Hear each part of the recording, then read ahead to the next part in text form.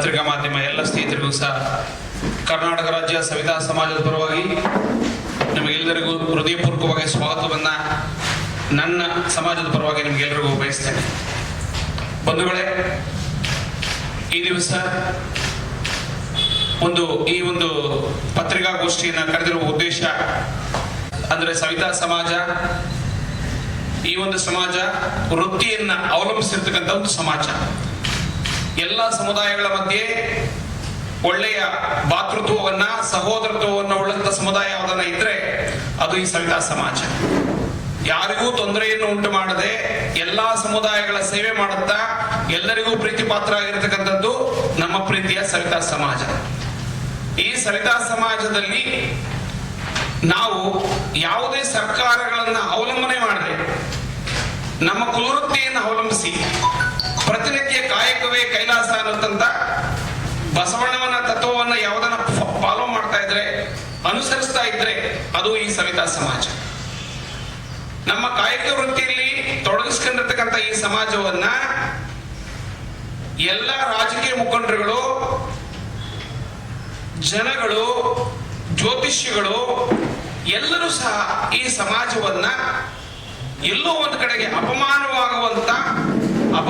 ಆಗುವಂತ ಮಾತುಗಳು ಮತ್ತೆ ಸರ್ಕಾರ ಸಹ ನಿಷೇಧ ಮಾಡಿದೆ ಈ ಒಂದು ಪದವನ್ನ. ಅದನ್ನ ನಾನು ಆಗ್ಲೇ ನಿಮ್ಗೆಲ್ರಿಗೂ ಒಂದು ಕೊಟ್ಟಿದ್ದೀವಿ, ಅದರಲ್ಲಿ ಇದೆ. ನಾನು ಇಲ್ಲಿ ಮತ್ತೆ ಅದನ್ನ ಬಳಸಲಿಕ್ಕೆ ನನಗೆ ಸಂಕೋಚ ಆಗ್ತಾ ಇದೆ. ಯಾಕೆಂದ್ರೆ ಇದೇ ಪ್ರೆಸ್ ಕ್ಲಬ್ ನಲ್ಲಿ ಸಾಕಷ್ಟು ಸಾರಿ ಕೂತ್ಕೊಂಡು ಈ ಸಮಾಜದ ಬಗ್ಗೆ ನೋವನ್ನ ನೀವು ಪತ್ರಿಕಾ ಮಿತ್ರರ ಮುಂದೆ ನಮ್ಮ ನೋವುಗಳನ್ನ, ನಮ್ಮ ಅಳಲುಗಳನ್ನ, ನಮ್ಮ ಸಂಕಟವನ್ನ, ದುಃಖವನ್ನ, ದುಮ್ಮಾನವನ್ನ ಎಲ್ಲವನ್ನು ಸಹ ನಿಮ್ಮ ಮುಂದೆ ಹೇಳಿಕೊಂಡು ಕೊನೆಗೂ ಅಸಹಾಯಕರಾಗಿ ಮತ್ತೆ ನಿಮ್ಮ ಮುಂದೆ ನಾವು ಬಂದಿದ್ದೀವಿ. ಈ ಸಮಾಜಕ್ಕೆ ಅಂಟಿರ್ತಕ್ಕಂಥ ಒಂದು ರೋಗ ಅಂದ್ರೆ ನಮ್ಮನ್ನ ನಿಂದನೆ ಮಾಡೋದು. ಅದು ರಾಜಕಾರಣಿಗಳು, ನಾನಾಗ್ಲೇ ಹೇಳಿದೆ, ರಾಜಕಾರಣಿಗಳು, ಜ್ಯೋತಿಷ್ಯದವರು, ದಾರಿ ಹೋಕರು, ಯಾರೋ ರಸ್ತೆಯಲ್ಲಿ ಹೋಗುತ್ತಿರ್ತಾರೆ ಇಬ್ಬರು ಚಾಲಕರಿಗೆ ಅಡ್ಡ ಬಂದ ಅಂದ್ರೆ ಆ ಪದ ಬಳಸಿ ಬೈಯೋದು. ಇವ್ರು ಬೈದು ಅವ್ರು ಬೈದು ಅವ್ರ ಕೋಪಗಳನ್ನ ತೀರ್ಸ್ಕೊಳ್ಳೋದಕ್ಕೆ ನಮ್ಮ ಜಾತಿಯನ್ನ ಬಳಸ್ಕೊಂಡು ಅಪಮಾನ ಮಾಡುವಂತ ಒಂದು ಇದಕ್ಕೆ ನಾವು ಇವತ್ತು ಮೊನ್ನೆ ಮಧುಗಿರಿ ಶಾಸಕರಾದಂತ ರಾಜಣ್ಣ ಅವರು ಒಂದು ಟಿವಿ ಮಾಧ್ಯಮದಲ್ಲಿ ಕೂತ್ಕೊಂಡು ಈ ಒಂದು ಪದವನ್ನು ಬಳಸಿದ್ದು ತುಂಬಾನೇ ಇದೊಂದು ಅಕ್ಷಮ್ಯ, ಒಂದು ತುಂಬಾ ತಪ್ಪು ಅಪರಾಧ. ಇದು ಒಬ್ಬ ಜನಾನುರಾಗಿ ಶಾಸಕರು ಅಂತ ಹೆಸರು ಗಳಿಸಿರ್ತಕ್ಕಂಥ ಮಧುಗಿರಿ ಶಾಸಕರಾಗಿರ್ತಕ್ಕಂಥ ರಾಜಣ್ಣವರು ನಮ್ಮಂತ ಕೆಳಮಟ್ಟದ ಸಮುದಾಯಗಳ ಬಗ್ಗೆ ಒಳ್ಳೆಯ ಆಸಕ್ತಿ, ಪ್ರೀತಿ, ಗೌರವ ಇರತಕ್ಕಂಥ ಒಬ್ಬ ಒಳ್ಳೆಯ ನಾಯಕರು. ಆದ್ರೆ ಅಂತ ನಾಯಕರು ಯಾಕೆ ಈ ಪದ ಬಳಸಿದ್ರು ಅನ್ನೋದು ನಮ್ಗೆ ಶೋಚನೀಯ. ಆದ್ರಿಂದ ಸವಿತಾ ಸಮಾಜದ ಪರವಾಗಿ ಅವರು ಬಳಸಿರ್ತಕ್ಕಂಥ ಪದವನ್ನು ನಾನು ಖಂಡಿಸ್ತೇನೆ. ನಮ್ಮ ಸವಿತಾ ಸಮಾಜದ ಬಂಧುಗಳು ಸಹ ಇದನ್ನ ಖಂಡಿಸ್ತೀವಿ. ಇದ್ರ ಬಗ್ಗೆ ನಮ್ಮ ಸಹ ನಾಯಕರುಗಳು ಇದ್ರ ಬಗ್ಗೆ ಮಾತಾಡ್ತಾರೆ.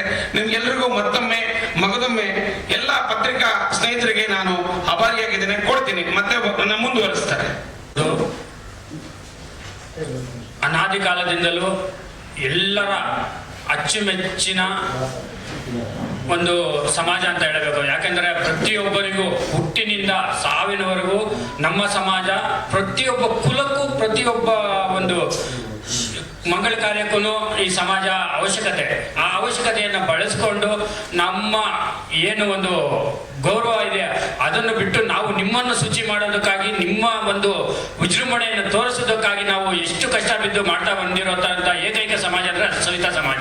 ಈ ಸವಿತಾ ಸಮಾಜದ ಒಂದು ಕುಲವೃತ್ತಿಯನ್ನೇ ನಂಬ್ಕೊಂಡು ಬಂದಿದ್ರು. ಆ ಕುಲವೃತ್ತಿಯನ್ನು ಹೀನಾಳಿಸಿ ಮಾತನಾಡುವ ಈ ನಮ್ಮ ರಾಜಕಾರಣಿಗಳು, ಚಿತ್ರನಟರು, ಈ ಜ್ಯೋತಿಷಿಗಳು ಹಾಗೂ ಎಲ್ಲ ಪ್ರಭಾವಿ ಮುಖಂಡರುಗಳಿಗೂ ಸಹ ಈ ಪದನ ಬಳಸ್ತಾ ಇದ್ದಾರೆ. ಯಾಕೆ ಈ ಪದನ ಬಳಸ್ತಾರೆ ಅಂತ ಅವ್ರಿಗೆ ಸಹ ಅರ್ಥವಾಗದೇ ಇರ್ಬೋದು. ನಮಗಂತೂ ಇದು ತುಂಬಾನೇ ನೋವು ಕೊಡ್ತಕ್ಕಂಥ ಪದ. ಈ ಪದವನ್ನು ಮುಂದಿನ ದಿನಗಳಲ್ಲಿ ಯಾರೇ ಬಳಸಿದ್ರು, ಆಗ ಈಗ ಬಳಸಿರ್ತಕ್ಕಂಥವರ ವಿರುದ್ಧನೂ ಸಹ ನಾವು ಇದುವರೆಗೂ ಪ್ರತಿಭಟನೆಗಳನ್ನ ಹಲವಾರು ಬಾರಿ ಮಾಡಿದ್ದೀವಿ. ಇತ್ತೀಚೆಗೆ ನಾವು ಡಿಸೆಂಬರ್ 8ನೇ ತಾರೀಕು ಸಹ ಸಿಟಿ ವಿರುದ್ಧ ಸಹ ಈ ಖಂಡನೀಯ ಪದಕ್ಕಾಗಿ ಸಾವಿರಾರು ಜನ ಸೇರಿ ಒಂದು ಪ್ರತಿಭಟನೆ, ಹಕ್ಕೊತ್ತಾಯ ಧರಣಿಯನ್ನು ಮಾಡಿದ್ದೀವಿ. ಅದು ನಡೆದ 1-2 ದಿನಗಳಲ್ಲೇ ಮತ್ತೊಬ್ಬ ಸಚಿವರಾದ ನಮ್ಮ ಪ್ರೀತಿ ಪಾತ್ರರೇ ಅವರು ಹೇಳ್ಬೇಕಾದ್ರೆ ಮಧುಗಿರಿಯ ರಾಜಣ್ಣ ಅವರು ನಮ್ಮ ಸಮಾಜಕ್ಕೆ ತುಂಬಾ ಗೌರವ, ತುಂಬಾ ಬೆಲೆ ಕೊಡ್ತಕ್ಕಂಥವ್ರು. ನಮಗೆ ಹಲವಾರು ತಳ ಸಮುದಾಯದಿಂದ ಬಂದಂತ ನಾಯಕರುಗಳು ನೀವೇ ಆ ಪದವನ್ನು ಬಳಸಿದ್ರೆ ಇನ್ನು ನಾವು ಯಾರ ಹತ್ರ ಸಮಯ ಕೇಳೋದು? ಈ ರೀತಿ ಪದಗಳ ಬಳಕೆ ಆಗಿರೋದ್ರಿಂದ ನಮ್ಮ ಸಮಾಜಕ್ಕೆ ತುಂಬಾನೇ ನೋವುಂಟಾಗಿದೆ. ಇಂತಹ ಪದಗಳನ್ನು ಮತ್ತೆ ಮುಂದೆ ಯಾರು ಬಳಸಬಾರ್ದು. ಈಗೇನು ಬಳಸಿದ್ದಾರೆ ಅವರ ವಿರುದ್ಧ ನಾವು ಒಂದು ಖಂಡನೆಯನ್ನು ಮಾಡ್ತೀವಿ. ಮುಂದಿನ ದಿನಗಳಲ್ಲಿ ಪ್ರತಿಭಟನೆ ಸಹ ಮಾಡಲು ಸಿದ್ಧ ಮಾಡ್ತಾ ಇದ್ದೀವಿ. ಹಾಗೆ ಇನ್ನು ಮುಂದಿನ ವಿಚಾರ ಏನಂದ್ರೆ, ಈಗಾಗಲೇ ನಮ್ಮ ರಾಜ್ಯ ಸರ್ಕಾರದಿಂದ ನಮ್ಮ ಎಲ್ಲ ನೋವಿಗೆ ನಲುವಿಗೆ ಒಂದು ಆಶಾಕಿರಣ ಅಂತ ಹೇಳ್ಬೋದು. ಯಾಕಂದ್ರೆ ಈ ದ್ವೇಷ ಭಾಷಣ, ಜಾತಿ, ಸಮುದಾಯ ಇವುಗಳು ಯಾರೇ ಎಲ್ಲೇ ಒಂದು ಮಾಧ್ಯಮಗಳಲ್ಲಾಗಲಿ ಅಥವಾ ಪ್ರತಿಭಟನೆ ಆಗಲಿ ಎಲ್ಲೇ ಭಾಷಣ ಮಾಡಿದರೂ ದ್ವೇಷದ ಭಾಷಣ ಅಥವಾ ಜಾತಿಯ ಒಂದು ನಿಂದನೆ ಇವುಗಳ ಬಗ್ಗೆ ಮಾಡಿದ್ದಾರೆ. ಇದಕ್ಕೆ ನಮ್ಗೆ ತುಂಬಾ ಸಂತೋಷವಾಗಿದೆ. ಯಾಕಂದ್ರೆ ಇದರಲ್ಲಿ ನಮ್ಮದು ಸಹ ಸೇರ್ಕೊಳ್ಳೋದ್ರಿಂದ ನಮಗೂ ಈ ಅಧಿಕಾರ, ಈ ಒಂದು ನಿಂದನೆ ಅನ್ನೋದು ನಮ್ಮ ಕ್ಷೌರಿಕ ವೃತ್ತಿದವ್ರಿಗೂ ಸೇರುತ್ತೆ. ಆದ್ದರಿಂದ ಈ ರಾಜ್ಯ ಸರ್ಕಾರಕ್ಕೆ ಹಾಗೂ ಸಿದ್ದರಾಮಯ್ಯರವರಿಗೆ ನಾವು ಅಭಿನಂದನೆಗಳನ್ನು ತಿಳಿಸಲು ಇಚ್ಛೆಪಡಿಸ್ತಾ ಇದ್ದೇವೆ. ಇವತ್ತು ದಿನ ನಾವೆಲ್ಲ ಇಲ್ಲಿ ಸೇರಿರೋದು ನಮ್ಮ ಸವಿತಾ ಸಮಾಜದ ಒಂದು ಜಾತಿ ನಿಂದನೆ ಪದವನ್ನು ವಿರೋಧಿಸಿ ಮತ್ತು ಕರ್ನಾಟಕ ಸರ್ಕಾರದ ಸನ್ಮಾನ್ಯ ಸಿದ್ದರಾಮಯ್ಯ ಅವರಿಗೆ ನಮ್ಮ ಸಮಾಜದ ವತಿಯಿಂದ ಅವರಿಗೆ ಅಭಿನಂದನೆಗಳನ್ನು ಸಲ್ಲಿಸುವ ನಿಟ್ಟಿನಲ್ಲಿ ಈ ಒಂದು ದೃಶ್ಯ ಮಾಧ್ಯಮ ಮತ್ತು ಪ್ರೆಸ್ ಮೀಟನ್ನು ನಾವು ಕರೆದಿದ್ದೀವಿ. ಈ ದಿನ ನಮ್ಮ ಆತ್ಮೀಯ ಸಹೋದರರು ತಿಳಿಸಿದಂತೆ ನಮ್ಮ ಒಂದು ಸಮಾಜಕ್ಕೆ ಒಂದು ಶಾಪ ಅಂತ ಹೇಳ್ಬೋದು. ಜಾತಿ ನಿಂದನೆ ಪದವನ್ನು ಗೆಜೆಟಿಂದ ತೆಗೆದಾಕಿದ್ರೂ ಕೂಡ ಇಲ್ಲಿಯವರೆಗೂ ನಮ್ಮನ್ನ ಆ ಒಂದು ಪದವನ್ನು ಉಪಯೋಗಿಸಿ ಬೈಯೋದಿಕ್ಕೆ ಉಪಯೋಗಿಸ್ತಾರಲ್ವ, ಅದು ನಮಗೆ ತುಂಬ ನೋವನ್ನು ಉಂಟು ಮಾಡ್ತಾ ಇದೆ. ಒಂದು ಸ್ವಾವಲಂಬಿಯಾಗಿ ಸಮಾಜದಲ್ಲಿ ತಮ್ಮದೇ ಒಂದು ಜೀವನವನ್ನು ಕಟ್ಟಿಕೊಂಡಿರುವಂತಹ ಕ್ಷೌರಿಕ ವೃತ್ತಿ ಮಾಡುವಂತಹ ಪ್ರತಿಯೊಬ್ಬರಿಗೂ ಕೂಡ ಈ ಒಂದು ಜಾತಿ ನಿಂದನೆ ಪದ ಉಪಯೋಗಿಸೋದ್ರಿಂದ, ಅದು ಬೈಯೋದಿಕ್ಕೆ ಉಪಯೋಗಿಸೋದ್ರಿಂದ ನಮಗೆ ನಮ್ಮ ಸಮಾಜಕ್ಕೆ ತುಂಬಾನೇ ನೋವಾಗುವಂತಹ ವಿಷಯ. ಯಾಕೆ ಈ ದಿನ ನಾವು ರಾಜಣ್ಣ ಅವರ ವಿರುದ್ಧ ಕೂಡ ನಾವು ಪ್ರೆಸ್ ಮೀಟ್ ಮಾಡಿದ್ದೀವಿ ಅಂದರೆ, ಅವರು ಸಾಮಾನ್ಯ ವ್ಯಕ್ತಿಗಳಲ್ಲ. ಒಂದು ಜನಪ್ರತಿನಿಧಿಯಾಗಿ ಉನ್ನತ ಸ್ಥಾನಮಾನಗಳನ್ನು, ಸರ್ಕಾರದ ಉನ್ನತ ಸ್ಥಾನಮಾನಗಳನ್ನು ಅಲಂಕರಿಸಿ ಸಚಿವರಾಗಿರುವಂಥವ್ರು.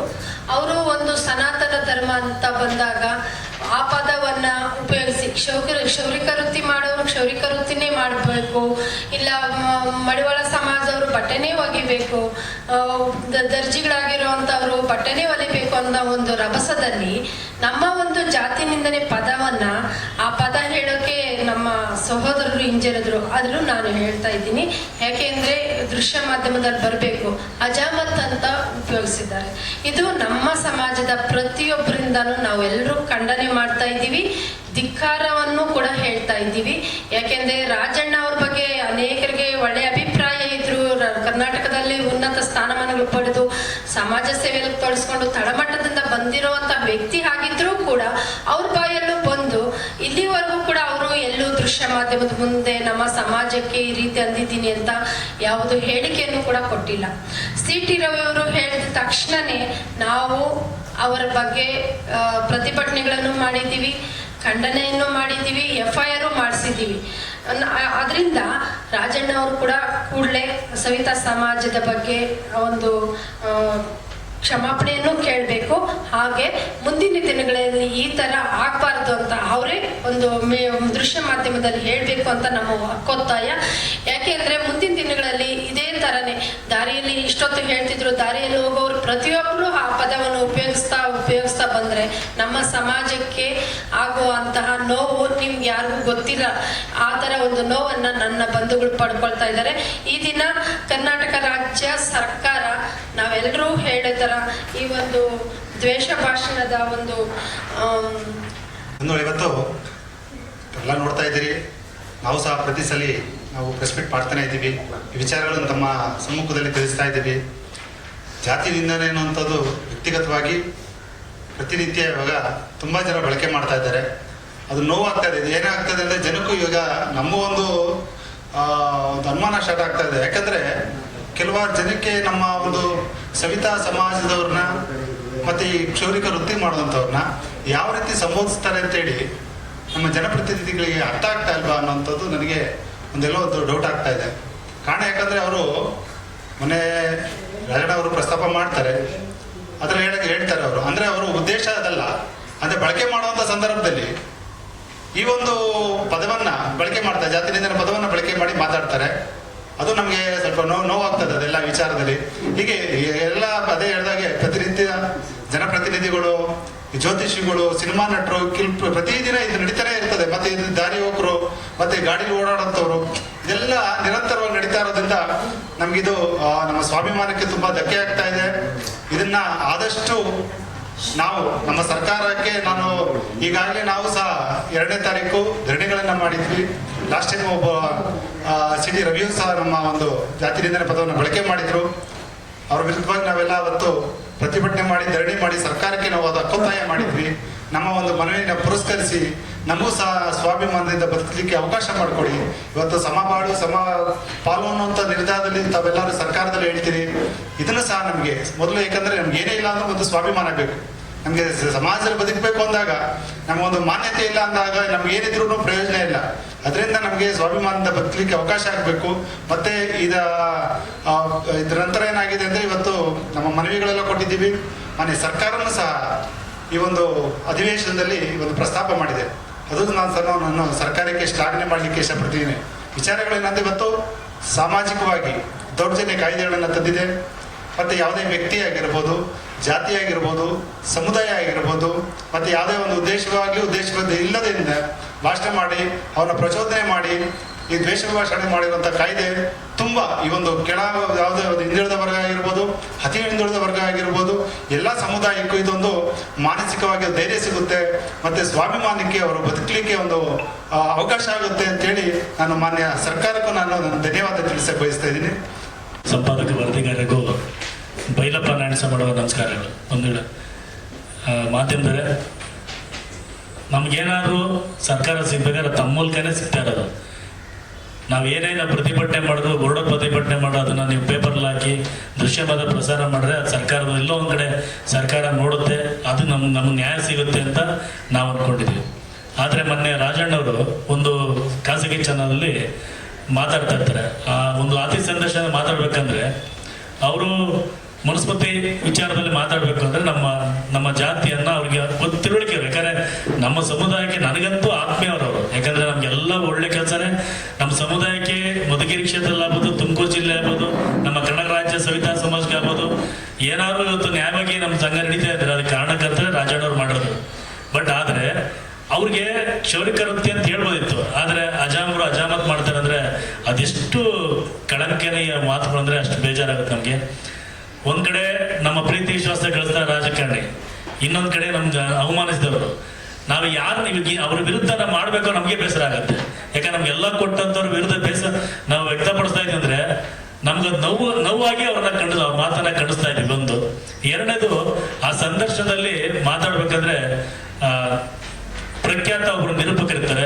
ಯಾಕಂದ್ರೆ ಅಂಥ ಚಾನಲ್ ಹಲವಾರು ಚಾನಲ್ಗಳಲ್ಲಿ ಒಂದು ನಿರೂಪಕರ ಅಭಿಮಾನಿ ಕೂಡ ನಾನು. ಯಾಕಂದ್ರೆ ಅವ್ರ ಅಭಿಮಾನಿನೇ ಕೂಡ. ಆದ್ರೆ ಬೇರೆ ವಿಷಯದಲ್ಲಿ ಸಂದರ್ಶನ ಮಾಡ್ಬೇಕು ಅಂದಾಗ ಯಾವುದೇ ಒಂದು ವಿಷಯ ಬಂದಾಗ ಟಕ್ ಅಂತ ಅವ್ರು ಪ್ರಶ್ನೆ ಮಾಡೋ ವಾಕ್ಚಾತುರ್ಯ ಆ ನಿರೂಪಕರಿರುತ್ತೆ. ಆದ್ರೂ ಕೂಡ ನಮ್ಮ ಮಾತನ್ನಾಡಿದಾಗ ಆ ನಿರೂಪಕರು ಅದನ್ನು ಪ್ರಶ್ನೆ ಮಾಡದೆ ಇರೋದು ನಿಜಕ್ಕೂ ದಿಗ್ಭ್ರಮೆ, ಬೇಸರ ವ್ಯಕ್ತಪಡಿಸ್ತೀನಿ ಅವ್ರ ವಿರುದ್ಧ. ಮತ್ತೆ ತದನಂತರ ಅವರು ಲೈವ್ ಕಾರ್ಯಕ್ರಮ ಅಲ್ಲ, ರೆಕಾರ್ಡ್ ಕಾರ್ಯಕ್ರಮ ಆದ್ರೂ ಸಹ ಅದನ್ನ ತಡಿಬೋದಿತ್ತು. ಬೀಪ್ ಸೌಂಡ್ ಹಾಕಿ ಮತ್ತೊಂದು ಹಾಕಿ ಮಾಡ್ಬೋದಿತ್ತು. ಆದ್ರೂ ಅದನ್ನ ಏಕಾಏಕಿ ಅದು ಪ್ರಸಾರ ಮಾಡಿರೋದು ಕೂಡ ನಮ್ಗೆಲ್ಲೋ ಒಂದ್ ಕಡೆ ಅವರ ಒಂದು ನಡೆ ನಮ್ಗೆ ಬೇಸರ ತಂದಿದೆ. ನಿಜಕ್ಕೂ ಮಾಧ್ಯಮ ಮಿತ್ರರೇ, ನಾವು ಸಾಮಾಜಿಕ ದೌರ್ಜನ್ಯ ಆಗಿ ಬಡ್ತೇವೆ. ಹಳ್ಳಿ ಕಡೆ, ಪಟ್ಟಣ ಪ್ರದೇಶ ನಿಮ್ಗೆ ಅದು ಗೊತ್ತಿಲ್ಲ. ಹಳ್ಳಿ ಕಡೆ ಬೆಳಿಗ್ಗೆ ಮಕ ತೋರಿಸ್ಬೇಡ ಅನ್ನೋದು, ಅವ್ರ ಮೇಲೆ ರಾತ್ರಿ ದೀಪ ನೋಡ್ಬೇಡ ಅನ್ನೋದು. ತದನಂತರ ಅವರ ಒಂದು ಏನು ಪ್ರತಿಯೊಂದು ವಿಷಯಕ್ಕೂ ಅವ್ರನ್ನ ಅಸ್ಪೃಶ್ಯತೆ ನೋಡೋದು, ಈ ರೀತಿಯಾಗಿ ನಾವು ಮಾಡ್ತಾ ಇದ್ದೀವಿ. ನಾವು ಈ ಸರ್ಕಾರ ಮುಂದೆ ಕೇಳ್ತಿರೋದು ಯಾವುದೇ ಒಂದು ಜಾಗ ಕೊಡಿ, ಹಣ ಕೊಡಿ ಅಂತ ಕೇಳ್ತಿಲ್ಲ. ನಮ್ಮ ಸಾಮಾಜಿಕ ನ್ಯಾಯ, ಸಾಮಾಜಿಕ ಭದ್ರತೆಗಾಗಿ ಒಂದು ಕಾನೂನು ಕೊಡಿ ಅಂತ ಕೇಳಿದ್ರು. ಅದು ಮೊನ್ನೆ ಡಿಸೆಂಬರ್ 2ನೇ ತಾರೀಕು ನಾವು ಪ್ರತಿಭಟನೆ ಮಾಡಿ ಮುಖ್ಯಮಂತ್ರಿ ಮನೆ ಕೊಡಕ್ಕೆ ಹೋದಾಗ ಮುಖ್ಯಮಂತ್ರಿ ಆಗ್ತಾನೆ ಪಾಸ್ ಆದ್ರು. ಬಟ್ ಅವ್ರ ಒಬ್ಬರು ಕಾರ್ಯದರ್ಶಿ ಇದ್ರು, ನೋಡಪ್ಪ ಇಲ್ಲ ನಿಮ್ಮ ಒಂದು ಉದ್ದೇಶ ಇಟ್ಕೊಂಡೆ ನಾವು ಮೊದಲು ಒಂದು ದ್ವೇಷ ಭಾಷಣ ಅಂತ ಹಕ್ಕು ಮಂಡನೆ ಮಾಡೋದು. ಅದ್ರ ಜೊತೆಗೆ ಈಗ ಜಾತಿ ಸಮುದಾಯ ಎರಡನ್ನು ಸೇರಿಸಿದೀವಿ, ನಿಮ್ಮಗಳಿಗೋಸ್ಕರನೇ ಅದನ್ನು ಸೇರಿಸಿದೀವಿ ಅಂತ ಒಂದು ಮಾತನ್ನ ನಾವು ಮನೆಗೆ ಕೊಟ್ಟಾಗ ಹೇಳಿದ್ರು. ಅದೇ ರೀತಿ ಅವರು ಕನ್ನಡ ದ್ವೇಷ ಭಾಷಣ ಮತ್ತು ದ್ವೇಷಾಪದ ತಡೆ ವಿಧೇಯಕವನ್ನ ಈಗಾಗಲೇ ವಿಧಾನಸಭೆ ಮಂಡಿಸಾಯ್ತು. ಅದು ಅಂಗೀಕಾರ ಆಗಿದೆ. ಇವತ್ತು ವಿಧಾನ ಪರಿಷತ್ ಮಾಡಬಹುದು. ಅದಾದ್ಮೇಲೆ ರಾಜ್ಯಸಭೆ ಅಂತ ವಿಧೇಯಕ ಬರುತ್ತೆ. ಒಂದು ಈ ವಿಧೇಯಕ ನಾವು ನಂಬ್ಕೊಂಡಿದೀವಿ, ಇದು ನಮಗೆ ಜಾತಿನಿಂದನೇ ಕಾಯ್ದೆಯಾಗಿ ಒಂದು ಜಾರಿಗೊಳ್ಳುತ್ತೆ ಅನ್ಕೊಂಡಿದ್ವಿ. ಮತ್ತೆ ಅದ್ರ ಜೊತೆಗೆ ಒಂದು ಬಹಿಷ್ಕಾರ ಕಾಯ್ದೆನೂ ಕೂಡ ನಿನ್ನೆ ಮಾದೇವಪುರ ವಿಧಾನಸಭೆಯಲ್ಲಿ ಮಂಡಿಸಿದರೆ ಅದು ವಿಧೇಯಕ ಅಂಗೀಕಾರವಾಗಿದೆ. ಇವೆಲ್ಲ ಉತ್ತಮವಾದ ಕೆಲಸ ರಾಜ್ಯ ಸರ್ಕಾರ ಮಾಡ್ತಿರೋದು. ಈ ಧ್ವನಿ ಇದ್ದವರಿಗೆ, ಒಂದು ತಳಮಟ್ಟದ ಸಮುದಾಯದವರಿಗೆ ಬಹಿಷ್ಕಾರ ಹಾಕೋ ಒಂದು ಸವರ್ಣೀಯ ಒಂದು ನೀತಿಗೆ ಒಂದು ಕಾನೂನನ್ನ ತರ್ತಾ ಇದ್ದಾರೆ. ಅದಕ್ಕೆ ರಾಜ್ಯ ಸರ್ಕಾರ, ನಾವೆಲ್ಲ ಸವಿತಾ ಸಮಾಜ ತುಂಬು ಹೃದಯದಿಂದ ಸ್ವಾಗತ ಮತ್ತು ಅಭಿನಂದಿಸುತ್ತೆ. ಇಂಥ ಕಾನೂನು ಬೇಕಾಗಿತ್ತು. ಯಾಕಂದ್ರೆ ಒಂದು ಸಮುದಾಯವನ್ನ ಈ ನ್ಯಾಯ ನೋಡೋದು, ಈ ನ್ಯಾಯ ಮಾತಾಡೋದು ಇದು ಪರಂಪರೆಯಾಗಿ ಬಂದಿತ್ತು. ಅದಕ್ಕೆ ಒಂದು ಕಡಿವಾಣ ಹಾಕೋದಕ್ಕೆ ಮಾನ್ಯ ಹಿಂದುಳಿದ ಅಧಿಕಾರಿ ಸಿದ್ದರಾಮಯ್ಯವರು ಒಂದು ಕಡಿವಾಣಕ್ಕೆ ಮುನ್ನುಡಿ ಬರೆದಿದ್ದಾರೆ. ಅದು ನಿಜಕ್ಕೂ ಈ ಅದರಲ್ಲಿ ಒಂದು ಕೆಲವೊಂದು ವ್ಯಾಖ್ಯಾನ ಸರಿ ಬರ್ದಿಲ್ಲ. ಆ ಕಾಯ್ದೆಯಲ್ಲಿ ಬರೀ 5 ಪೇಜ್ ಮಾತ್ರ ಇದೆ ಆ ವ್ಯಾಖ್ಯಾನ. ಆ ವ್ಯಾಖ್ಯಾನ ಇನ್ನೂ ಹಲವಾರು ರೀತಿಯಲ್ಲಿ ವ್ಯಾಖ್ಯಾನ ಬರೆದು ಒಂದು ಕಾನೂನು ತಂದ್ರೆ ನಮ್ಮಂತ ತಳ ಸಮುದಾಯಕ್ಕೆ ಅನುಕೂಲ ಆಗುತ್ತೆ ಅಂತ ಹೇಳಿ ನನ್ನ ಮಾತನ್ನ ಮುಗಿಸ್ತೀನಿ.